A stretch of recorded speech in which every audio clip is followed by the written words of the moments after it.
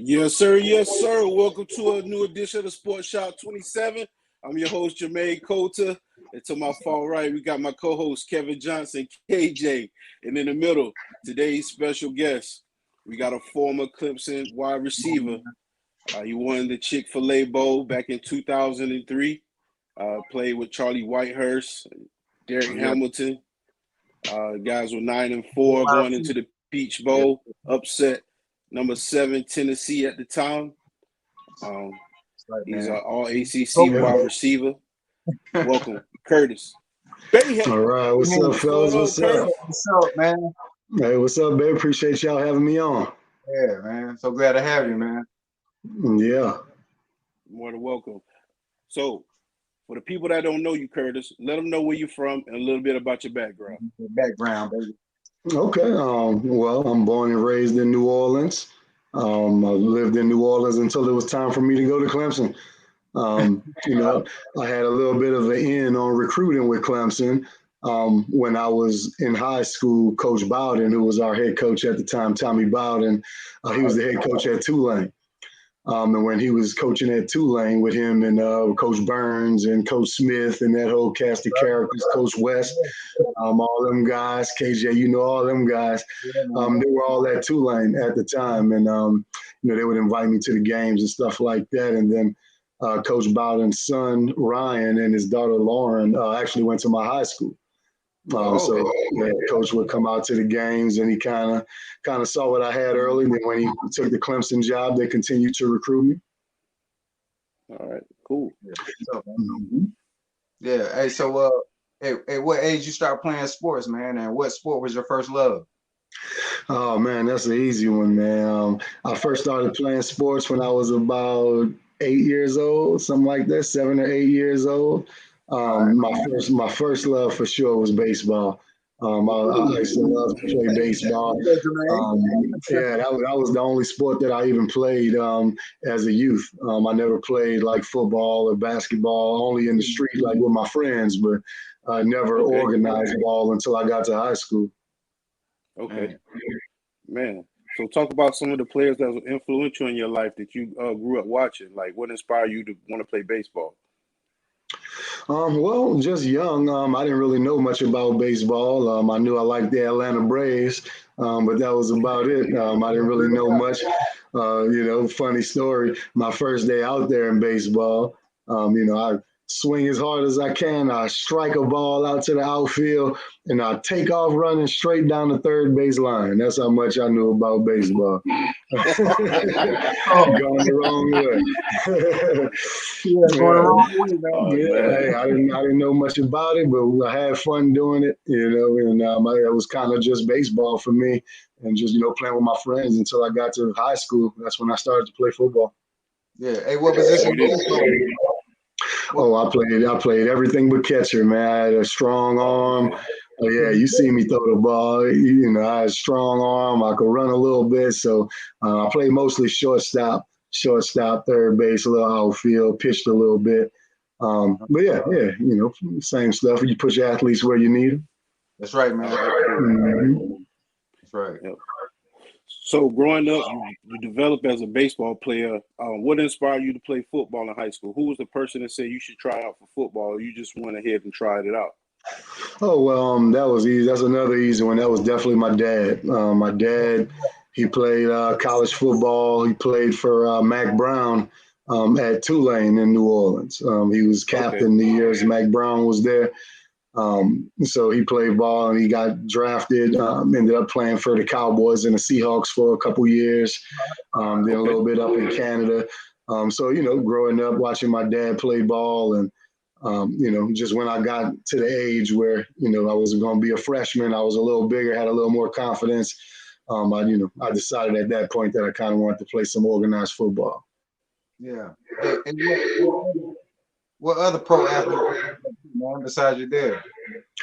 Hanging out with my dad, man. My dad's something like a legend in New Orleans and in Louisiana parts, man. He was the first black quarterback in Covington High School history, the school he went to. He's up on the ballot right now for Louisiana Hall of Fame. He was a big-time quarterback when he was in high school and stuff like that. So, being around my dad, he would always have a bunch of other NFL players around him, guys that he knew from business or from when he played. But I idolized Jerry Rice. Growing up, Jerry Rice was my guy. And once I got on into high school, it was Randy Moss, baby. I was all about Moss. Oh yeah, Right. That's right. Yeah. All right. So you get into high school. Who's your coach at the time, and which coach developed you into the receiver that end up at Clemson? Well, the head coach for all my years I was there was Coach Tommy Bowden. Played all my years for him. My first couple of years, they actually tried me out on defense. The high school that I went to, I actually was very blessed. I went to John Curtis Christian High, private school right outside. That's what I'm talking about, in high school. Oh, in high school? Oh, yeah. My head coach, J.T. Curtis. Curtis, he's the second most winningest coach ever. The only person who has more wins than him is the gentleman up at Somerville, South Carolina. I think my head coach, JT, now is 20 wins behind his total. And he should catch him in the next 2 years and pass him for the number one winningest coach of all time. He's got 27 state championships. I think in 27 and 37 attempts, something like that. So he's got a 27-10 record in only state championships. He's built a dynasty down there with our high school. We're usually always nationally ranked, stuff like that. So I had the real privilege to play for Coach Curtis. He's a true legend. Yeah, man. So did you play? So did you play right away at the wide receiver spot? No, because remember, I never really played any organized ball as a youth. So ninth grade was really my first time strapping on pads, being on a team, learning the playbook and stuff like that. So when I first got there, I wanted to be a quarterback. I have a strong arm, baseball player and all that. So I really wanted to play quarterback. But when I got there, we had a Division I baseball player named Terry Stevens playing quarterback, and then another Division I quarterback named Danny Wimprine. He started like 3 years for Memphis, then played a bunch of years. So, and he was only a sophomore at the time. So it was, do I want to sit the bench for 3 years behind these guys and do nothing and play quarterback just 1 year? Or do I want to kind of switch positions and see if I can make it happen somewhere else so I can play on the field with those guys? So I made the switch to receiver then. All right. Let's take a little time out and acknowledge our fans. Kevin Harris says, "Good evening, go Tigers." Yes, sir. Maurice says, "Can't wait, let's go." Say Curtis, what's up, Ford? Say Curtis, what's happening, man? What's up? Great What's guys, up? man. Love the show. Appreciate that, Ford. Ray Dunham, the big hitter. So my brother Ray. Ford said John McKissick, legendary. That's Somerville High School coach you're talking about. Coach go ahead McKissick. And talk about your high school days. You only played football in high school? Oh, no. I played my first couple of years, I wanted to play a little basketball. Every little kid wants to play basketball and stuff like that. So, my first year I played a little basketball as a freshman. But once I kind of got past that freshman year, I really kind of determined at that point that I wanted to play college football. And when I did that, I made sure the other sports that I played supplemented that dream. So I quit basketball in the winter and I did powerlifting to make me stronger for football. And that's when I quit baseball. And I decided to do track to make me faster for football. And then I ended up actually being a really good track athlete. I kind of, again, something else I get from my dad. He was a big-time triple jumper in high school, and I was a big-time long jumper. I was the best long jumper in the state. I was like a 24-foot long jumper in high school. So, I could get out there a little bit. But, yeah, track was probably my second best sport for sure. That's what's up, man. Yeah. In football, did y'all make it to the playoffs and win the state title? Oh, yeah. We went to the state championship all 4 years that I was in high school. I won 3 out of 4. I lost my senior year by a game-winning field goal with 12 seconds left on the clock. still hurts me to this day. You know, you always remember the losses more than the wins. But yeah, it still hurts me to this day, man, taking that loss my senior year. And it was a frustrating year for me my senior year, actually. I lost the state championship in football. And then in powerlifting, I thought I had won the state championship, but they allowed another guy to enter a late entry, and he was gone at the Junior Olympics. So he came in and beat me. So I got second in powerlifting, and then in track, I had the best jump in the state, 24.5 I jumped in the regional meet right before the state. I was the favorite going in, and I injured my back on my first jump. So my whole senior year was just a LLL after a career all wins. So it was frustrating, but like I said, I was blessed to be at a school like John Curtis and be coached by again, true legends. Yes, right. Right. So you won the state titles a couple of years. Talk about playing in the All-Star games. Did you play any All-Star games in Louisiana? I did not. I had got invited to one All-Star game, but I declined to play in it because at that point I had already committed to go to Clemson, and I didn't want to risk injury. I didn't really feel like I needed any more exposure or anything like that. I was already locked in that I was going to Clemson, so it was no need. I didn't even play in any All-Star games. So you went into your senior year committing to Clemson. You stuck with it. No. I didn't commit to Clemson until a few days after the state championship game. I already knew that I wanted to go to Clemson, but I was just kind of, it was my senior year. I was trying to keep my head clear and stay focused on trying to win another championship. So I didn't want to make any decisions or, draw any attention or anything like that. I just kind of wanted to finish out my senior year. And then, I was already locked in with Coach Burns. I've been knowing Coach Burns most of my life. His nieces and nephews, BJ Burns, Brittany Burns, Jason, Dominique, I've been knowing them my whole life. I went to elementary school, kindergarten to 8th grade with all of Coach Burns' nieces and nephews. And his parents, Coach Burns' parents, actually lived about 3 blocks from the house I grew up in New Orleans. So I've been knowing Coach Burns forever. So I was already kind of locked in on going to Clemson. I was just trying to get the playoffs over before I made any decisions. But I didn't really even get many scholarship offers initially. I didn't really start getting recruited heavily until the summer going into my senior year. Going to the school that I went to, it's a little bit of a blessing and a curse because, we kick everybody's butt. We win a bunch of championships, but we're a triple option team to the core. We're a very triple option team, and that's not the most wide receiver friendly offense. I believe at the time I had the record for catches, and it was like 22 or something like that in the season. So, it wasn't a lot of stats out there to be had to kind of put me out there for recruiting purposes.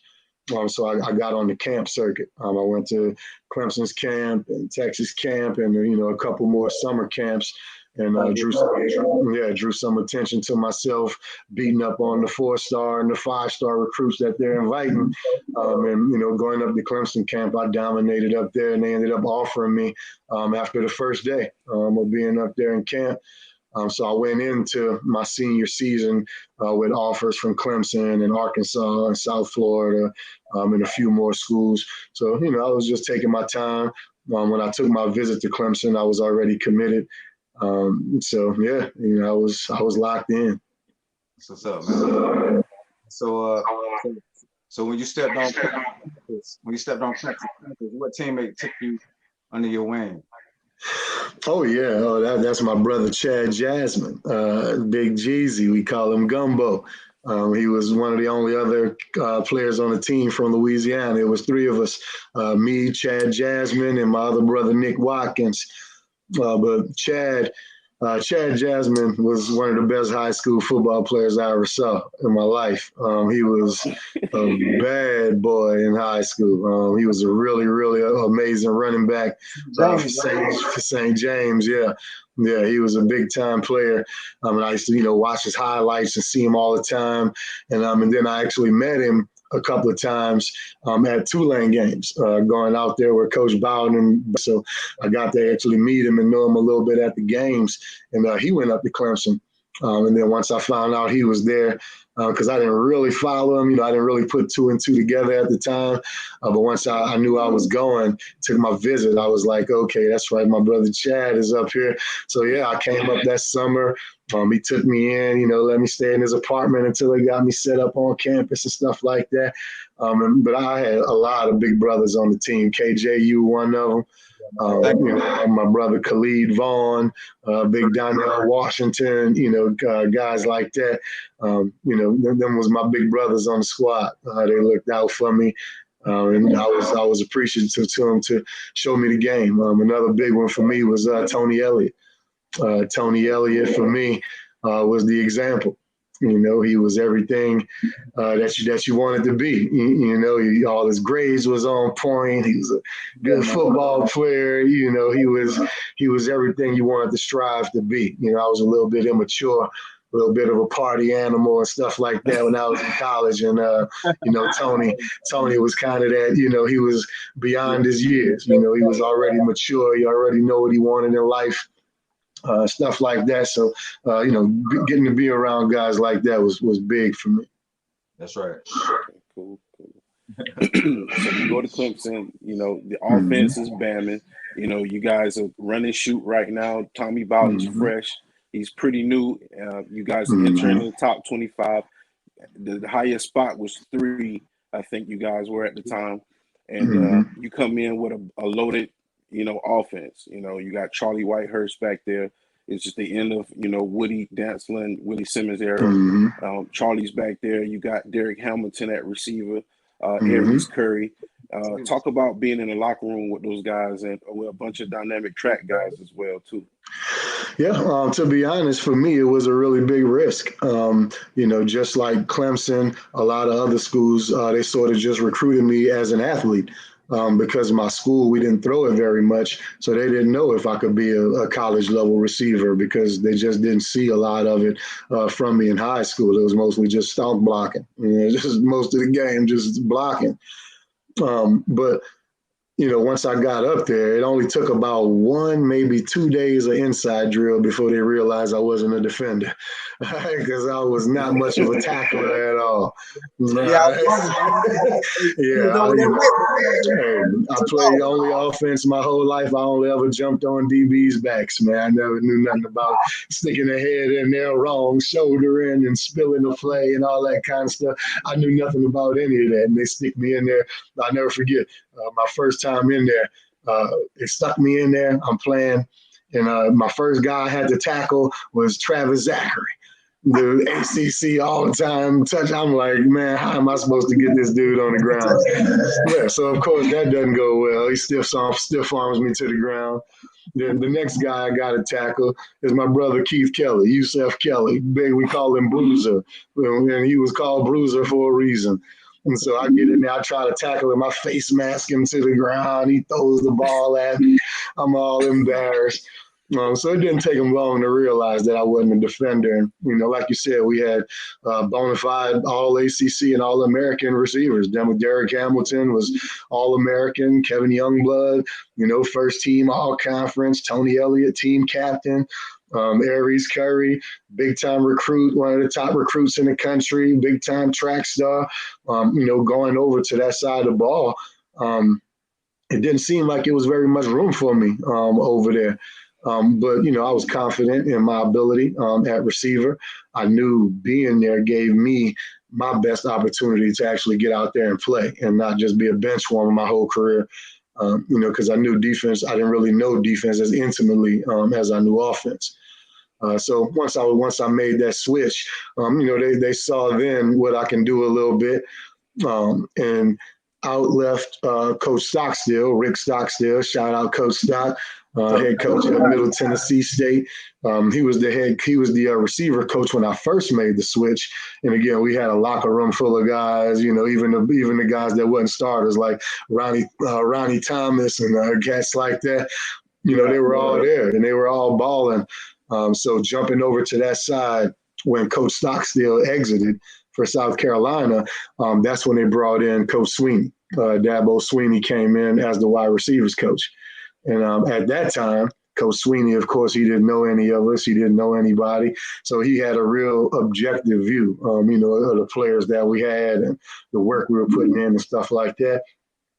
And that spring going into the 03 season, I went Super Saiyan on them. I was just a madman out there that spring, just thirsty to try to earn a spot on the field. I went play scout team my first year and redshirted. In my second year, I didn't move to receiver until right before we start the season, so I didn't get a real chance to prove it in training camp and all that. So when the spring came around, I just practiced like a madman. And Coach Sweeney, he took note of that. And when he took note of that, he told me to just keep on sort of, learning what to do. So I took it upon myself to learn every position. I learned Youngblood's position. I learned Tony's position, Baham and Aries' position.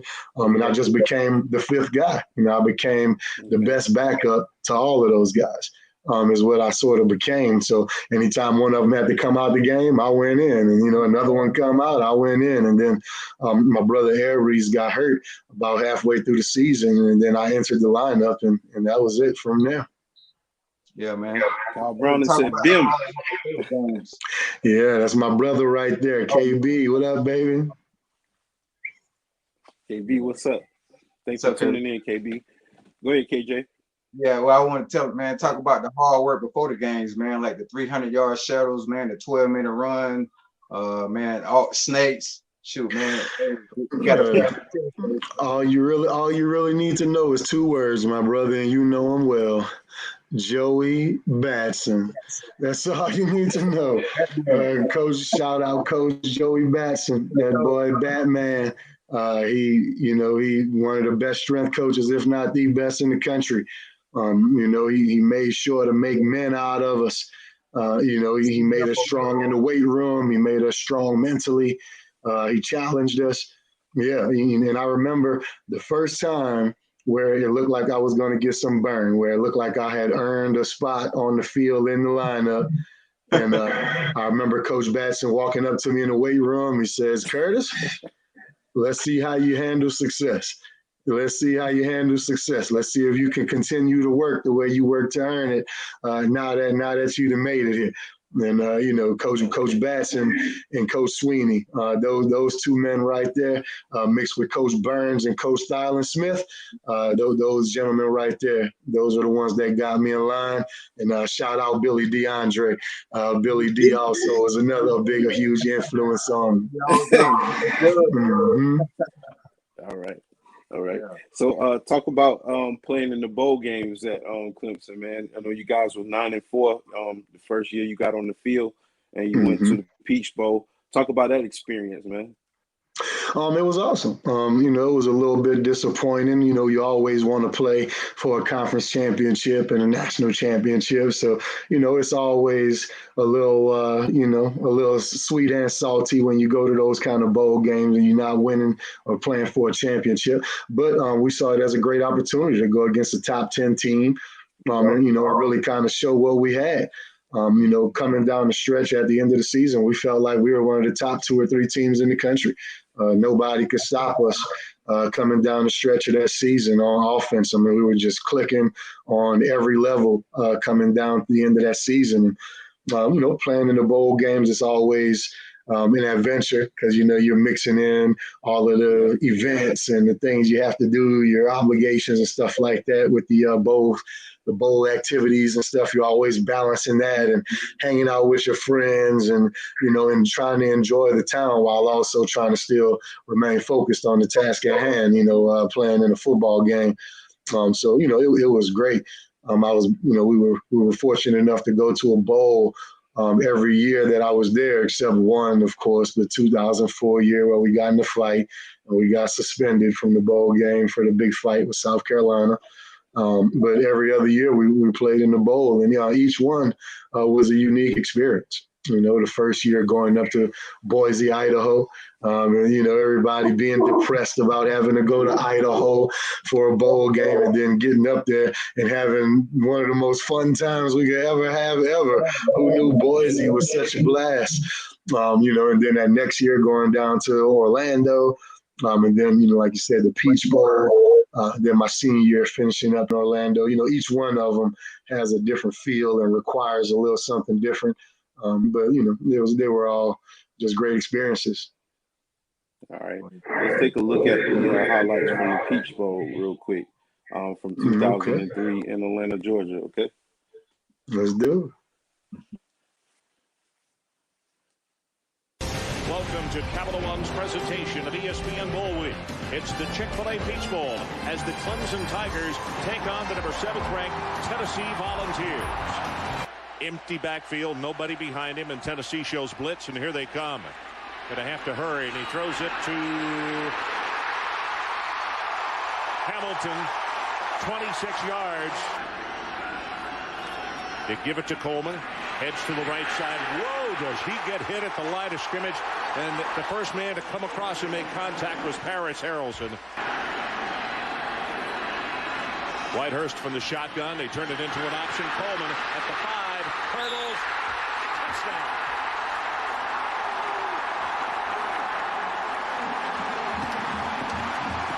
And when he did, stepped into the end zone for a touchdown of 8.5 yards.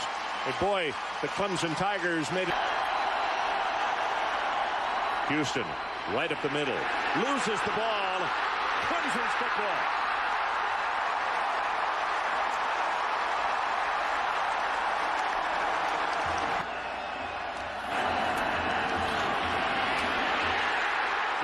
Sack. First time they've gotten to him, and it's Justin Miller, the man that Mike Gottfried was just talking about. Tennessee has to give it away again.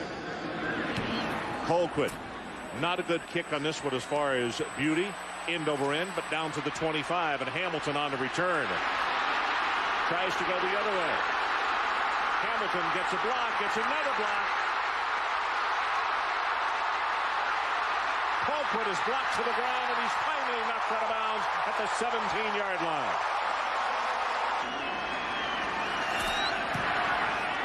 And he knocks this one right down the middle. So let's take a timeout. Whitehurst, he has done his job as a flag comes down. Came in for one, carried it, and fumbled, so he sat on the bench a bit. Screen back into the boundary. Hannon, he'll score.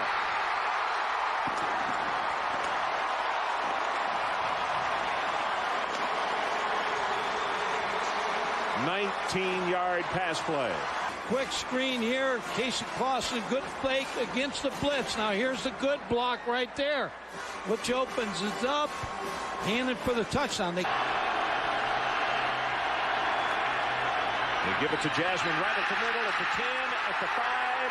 Touchdown, Clemson Tigers.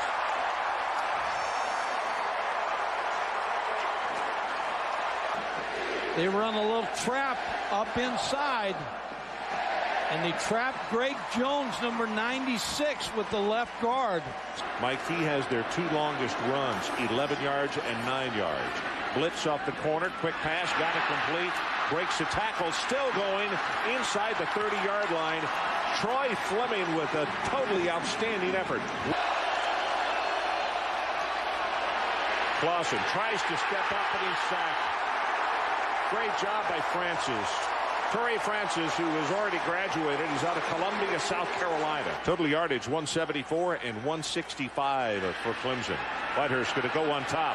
Far side, and the ball is intercepted at the 43-yard line. Jabril Wilson.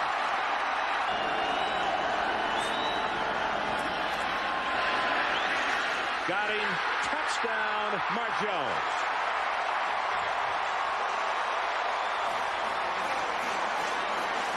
Just freeze for a second so that Mark Jones can beat that corner and the safety can't get over and top.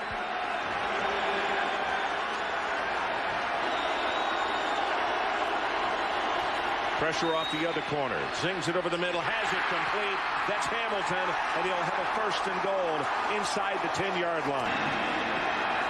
Look at this alignment. Yep. They left it on the ground, and it's Aruski at the 5. Touchdown, Browning. The Fumblerooski, Kyle Browning took it on the stack lineup. They just confused Tennessee, puts the ball down. Kyle Browning in the end zone, and that's one you just say, hey, they... Clausen, look out for the blitz. Boy, he had to be careful not to drop the ball. It's the 3rd time that the Tigers have gotten to him at the snail's pace. And the officials could help that a lot also. That's setting the ball and what have you. Sacked on the first play to open the second half. DeJuan Polk comes through to make the hit on Clausen. Yeah, but they go with a run. Houston ran over his own blocker. Fleming, I beg your pardon, ran over his own blocker and then banged it back up into the hole. And he'll have enough for the first down, as you can see the yellow line. Play clock is down to 3. Clausen, boy, pressure coming on him up the middle. Gets it back to the safety valve man, caught by Phaeton, and Phaeton was one tackler from breaking that for a touch. That's a really nice effort. Clemson shows blitz, and here they come. And he's sacked at the 29-yard line by John Lake.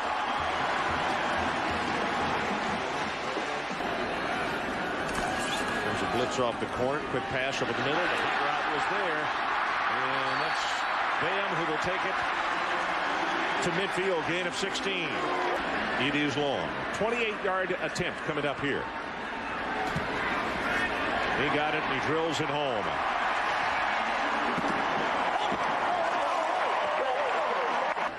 It's good for college football. Hope he comes back. Clausen is going to be tackled after the gain of a couple. And by the way, now with that completed pass a moment ago, that's a career-high passing yardage on the clock.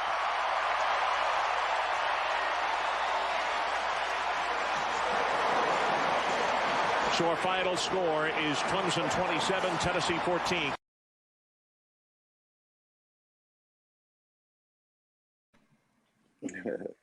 Yes, sir. Yeah, Talk about times. the Peach Bowl, man, a little bit. You got that catch for 16 yards towards the end. Yeah. I had a couple catches in that one. It was just like any other game. We were playing a top team, a top level team. So it's really it's always a measuring stick anytime you get to go against a highly rated team as a team and, as an individual. If these guys are the players for a top 10 team, they must be pretty good players. So if I can compete with these guys, that just gives me more validation that I can compete with anybody. But yeah, it was a great game. And funny story about that one, that clip of that catch that I made is actually shown in the movie The Blind Side. They show that clip of me catching the ball. Yeah, they say my name and all that in the movie. I got a million social media messages when that movie came out. Everybody's like, oh, you're in the movie. But still waiting on my check, though. Congratulations, dog. That's what's up, man. Being in the right place at the right time. Yeah, exactly. Yeah. Go ahead, KJ. Oh, it's on you, man. Okay. So you win that game. Y'all go into the 2004 season. So I know that was a big confidence booster to end the season beating a number 17, a top 10 team. What rank were you guys going in the next season? And talk about the momentum that you guys gained, even though you had the scuffle with South Carolina that next season. Talk about, basically you guys going in with that momentum in the ACC. Yeah, it was big. Everybody was really excited about the season going into that year. One thing I do remember about the year, everybody was a little bit concerned because we lost a lot of good players. Tony was a senior. Kevin Youngblood was a senior.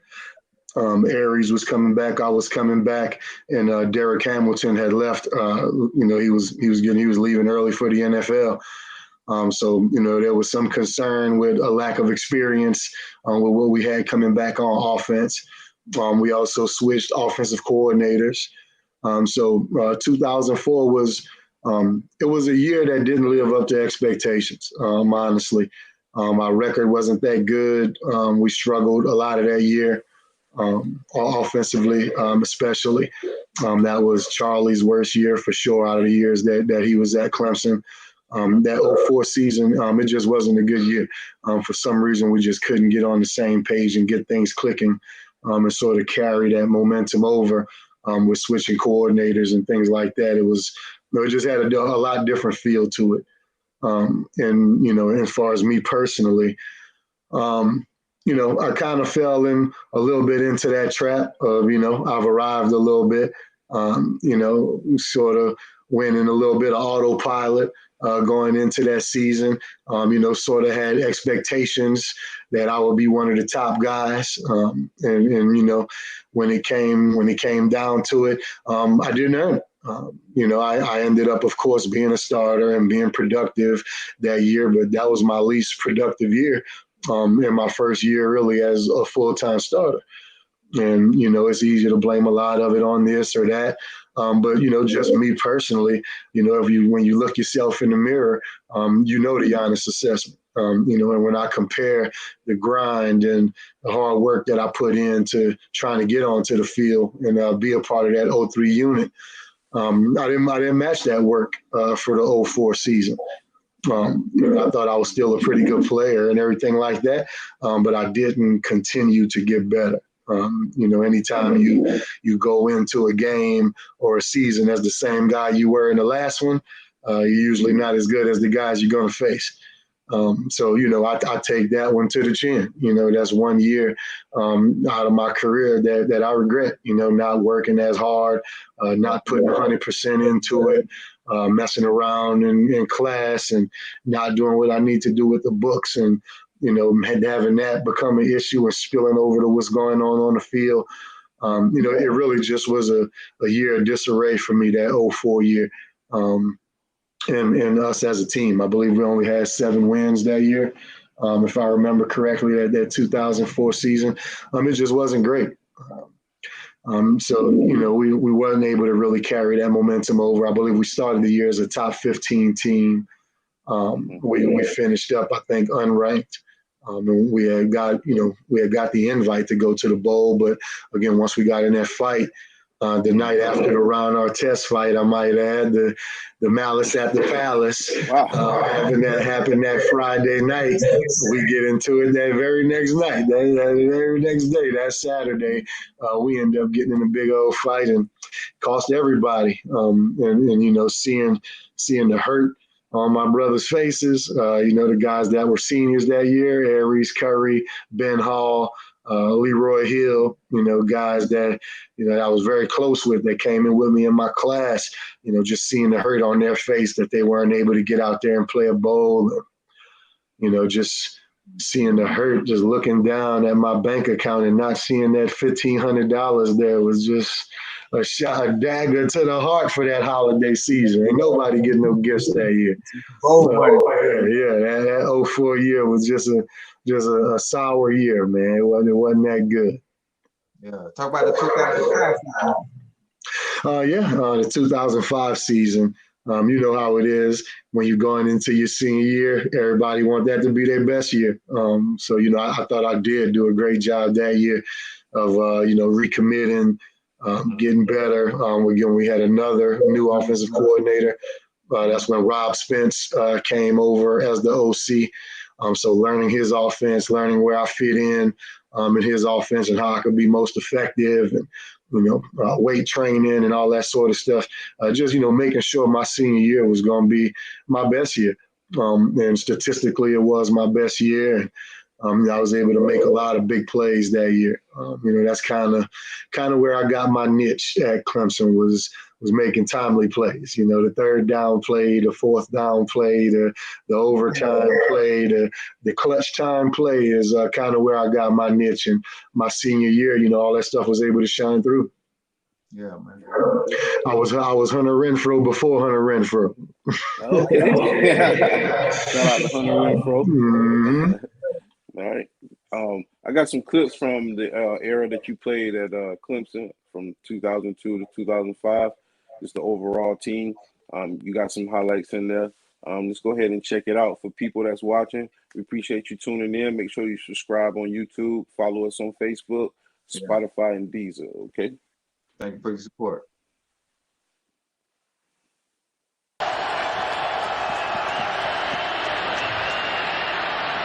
Pass picked off. Justin Miller. Hey, yo, Clemson. Miller picks Y'all it ready to off bring and the seals noise? the deal for the Clemson Tigers. Yeah. Chop Diesel.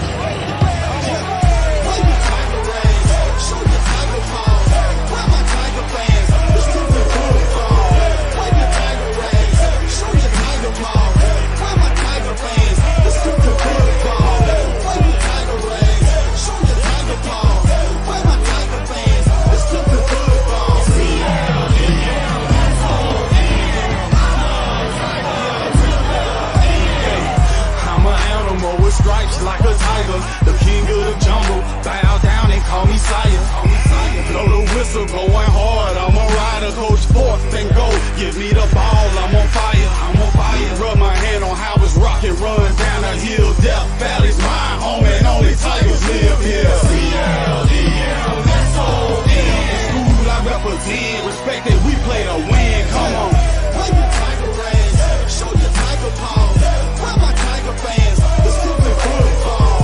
Wave your Tiger rays, show your Tiger paws. Where my Tiger fans? The stupid football. Wave your Tiger rays, show your Tiger paws. Where my Tiger fans? The stupid football. Say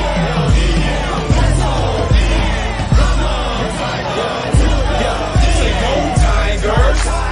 Where my Clemson Tigers? Rich with tradition, bold wins a national title. Ripping through the ACC and BCS to be the best. That #1 spot is what we're after, so there is no rest. 4 quarters playing hard, make them earn every yard. Love from the fans to the band to the cheering squad.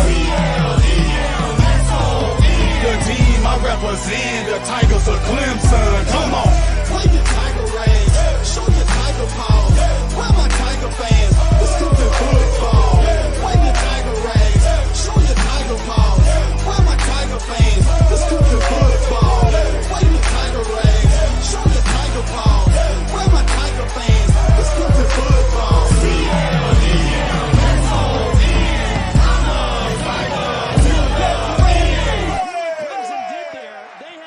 Substitutions, and then they lined up and went on a quick count, and they caught the Florida State defense unaware. Look at all the defenders standing up. They lined up and went on a quick count and fooled the Florida State defense. What a call.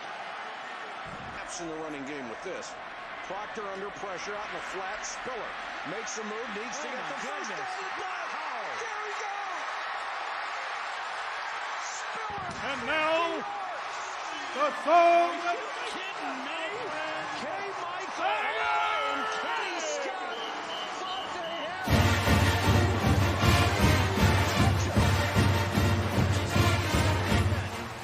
CJ Spiller just frees these two seniors.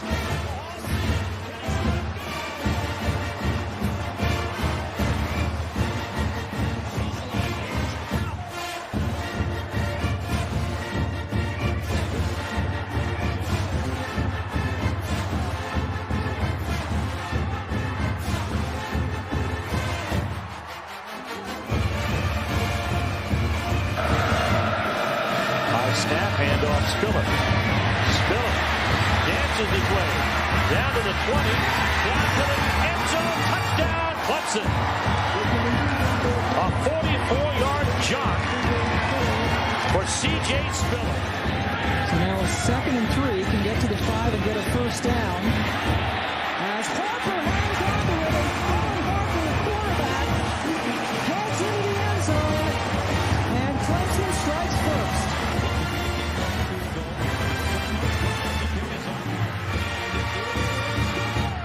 And Clemson will come away with a victory as time expires. A 35-yard field goal by Mark Buchholz to win this football game. 23-21.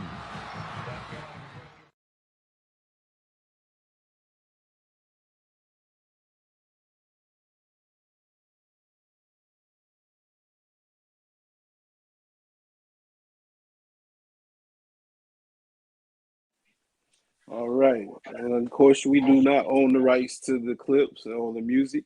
Just want to put that out there. So you guys had a pretty terrific offense. You end up your senior year. What was next for Curtis in 2005 after playing football at Clemson? Well, of course, everybody that plays has those NFL dreams. You get out there, you try to do the best you can to make a squad, chasing the dream. But for me, the biggest thing after college that kind of got me locked in was the birth of my daughter. My daughter coming around sort of is what ended my football career. I went up to Clemson.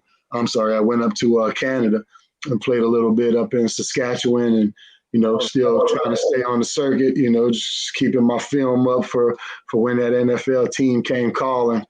And then, then my daughter was on the way. And at that point, I had decided at that point that, it's time to be a dad. The days of trying to chase the football dream and going city to city and state to state, trying to chase a paycheck. It just wasn't what I wanted to do. I wanted to be a present father, to be a guy that's there, in every way that I can be there. Not a guy that, sees her once a month or once every other week or, takes care of her monetarily, with the money and stuff like that. But, that's not why I became a parent. I became a parent to be there and help raise my daughter. And I couldn't do that chasing football all around the country. So I just started working. I went back to school and finished up my degree. They brought me back in so I could finish up. So I finished up, and right out of school, I got into hotel management, just, kind of trying to find my way. Once football was over, I had never really had a job before I was 25. I'd always played all the sports and all that kind of stuff. So I never really was in the workforce like that. So, coming out of football and just joining the workforce, that was a new experience for me. And then, of course, starting at the bottom of the totem pole when you're doing that, that's something else that you have to get used to. It was just a few months prior, 80,000 people screaming your name. Now you're, just a guy, just a guy at work with everybody else. So, that transition is always a little difficult. So I found myself, still trying to find my way and what I wanted to do with myself and my life. But I knew, a dad was for sure what I wanted to be. So I made sure everything sort of surrounded, was surrounded by that. All my decisions sort of went into that. And I decided to become a teacher and a football coach. And that's what I do now. I'm an offensive coordinator at a 6A program here in Dallas, Texas. I'm doing pretty decent, but it's a struggle. It's always going to be a struggle. And I tell my players this all the time. You can't take that time for granted. Everybody's career got an expiration date, whether you end up playing 20 years in the NFL or, your foot high school is it for you. You got that expiration date. And when that date expires, you got to have a plan. you got to have a plan. If you don't have a plan with what you want to do after that stuff is over, it's going to be a real struggle. I tell my players, when you play football on a D1 level, NFL level, that high level, you sort of become like a master. You get like a PhD in football, of being at your position and learning and, kind of mastering your craft. Doctors, they go to school to be doctors. They master their craft. Lawyers, they master their craft. Business professionals, they master their craft, and they get to go on and have this long 30, 40-year career. That's where they're able to continue to do what they work so hard for. Athletes, it's taken away from you just like that. If you're a lucky one, you'll play football until you're 30. And that's if you're one of the lucky ones and you've got a whole life after that, you're going to want to be responsible. You're going to want to enjoy life. You're going to want to, enjoy the things life has to offer. Nobody wants to be broke and out there bumming it and struggling. So I encourage them always to make sure, you have a plan for when that clock stops ticking, when that crowd stops cheering.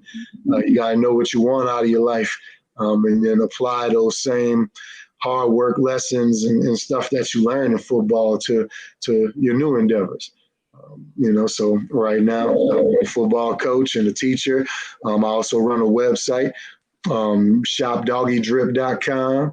You can go get your designer doggy gear for everybody that's got the lap dogs out there. You can get you some Gucci, some Chanel doggy gear, leashes and collars and sweaters and all that good stuff, doggy beds and all that good stuff you can find on my website, and just continuing to grow myself as a professional. That's right, man. Sounds good, man. Sounds good. So what are your advice for the youth right now? They got the NIL. That's something that's different from the time that you guys play. Talk about that, that aspect of the game right now. These kids now, they have an incredible opportunity. A lot of them get a chance to go into college already with life-changing money, with money that some of their families never even have seen before, let alone them as minors, as children. So my advice for the kids right now is, same sort of thing Coach Sweeney, he used to tell me all the time. Never sacrifice the things that you want most for the things that you want right now. When you're a kid, when you're a teenager, all you can really see is what's right in front of your face. You don't really have a feel for how $1 today is worth $10 tomorrow. You don't really have, your brain can't function on that level. So what I would tell them is to find out what you love. Find out what you're passionate about, find out the best ways that you can make money doing that thing, and just work hard. That's all it is working hard and busting your butt to master your craft, whatever that is. If it's tech, if it's computers, if it's, law, if it's medicine, whatever it is, it's all the same. The people that work the hardest in the field, that allow their imagination and creativity to sort of flow through because they're doing what they love. Those are the people that are usually the most successful. I try to do my best to keep them focused, and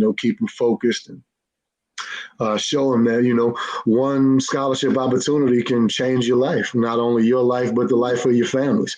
I have one student, I'll leave y'all with this story, I guess. I have one student that I coached about 4 or 5 years ago. This kid, he had never passed all of his classes ever in a semester. He would always fail during the year and end up not being able to finish the season. He was one of those guys that, the teachers would drag, people would talk bad about him. He had a rough home situation. His brother was locked up for dealing drugs and dad wasn't around. And, mom had this abusive boyfriend. And, it's the stories you hear as a teacher from what goes on with some of these kids at home.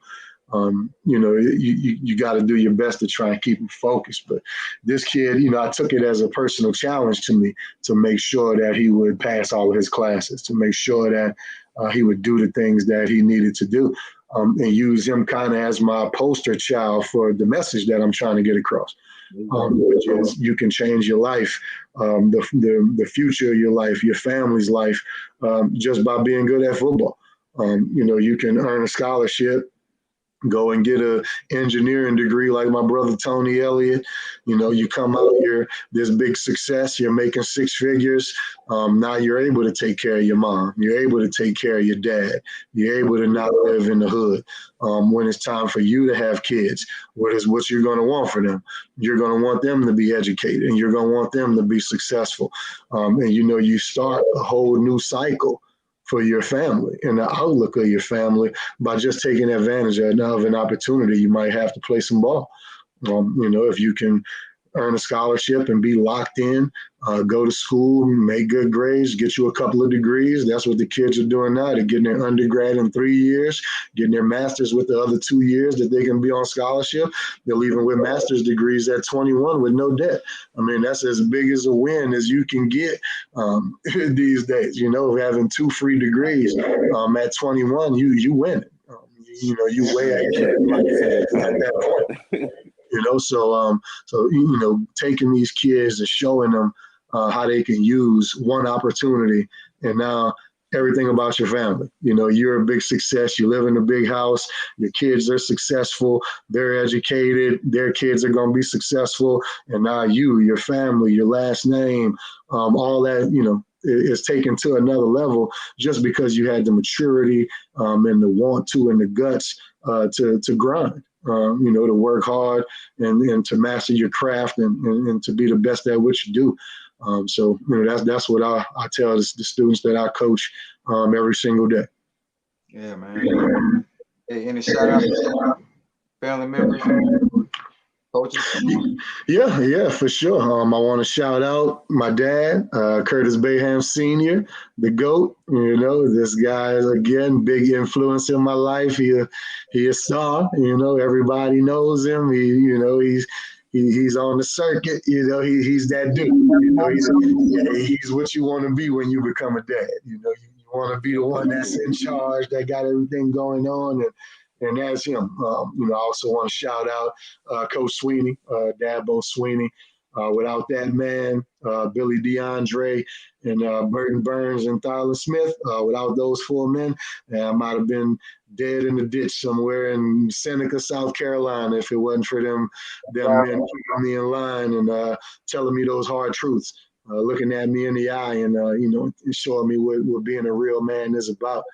So I definitely want to shout out Burton Burns, running backs coach for the New York Giants now, Dabo Sweeney, the best coach in the country, my brother Tony Elliott, of course, JT Curtis, about 2 more years, baby, and you the bona fide GOAT. Go get those wins and be the #1 coach ever. And, just thank you to everybody, all the fans out there, my teammates, and everybody that supported me when I was a player and after I was a player, just as a man. I want to thank everybody for being there for me and continuing to support me throughout my career. Well said. I appreciate y'all, brothers. I appreciate y'all for doing this show, highlighting what it's really like to be a student athlete. Everybody don't go to the Hall of Fame. Everybody don't go and make $20 million, but that doesn't mean that you can't learn something from their experience. So I appreciate y'all, brothers, doing this show, having a variety of different types of guests on, and appreciate y'all for having me on. It's been a great experience. Thank y'all. Oh, yeah. No problem, man. You're more than welcome to come back to the show. Just once again, you guys have tuned in to another edition of Sports Shop 27. I'm your host, Jermaine Coulter. To my far right, we got my co-host, Kevin Johnson, KJ. And in the middle, we like to thank today's special guest, former Clemson standout wide receiver, Curtis Baham, also known as Jon Snow. Don't tell too many. Don't tell too many people. Yeah. All right, man. Well, you guys make sure you wear your mask. You stay safe. And it's not how you start, it's how you what, KJ? How you finish, man. Keep going. All right, man. You guys stay tuned to the next time. Peace. Right.